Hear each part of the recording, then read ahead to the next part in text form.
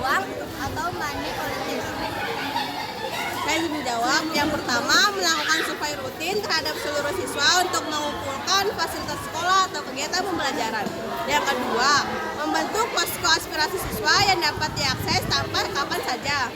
Kami dari kelompok 2 ingin memberikan pertanyaan kepada kelompok 1. Jika terjadi kebijakan sekolah yang sangat ditolak oleh mayoritas siswa, langkah konkret apa yang harus dilakukan calon ketua OSIS untuk menangani situasi tersebut secara demokratis?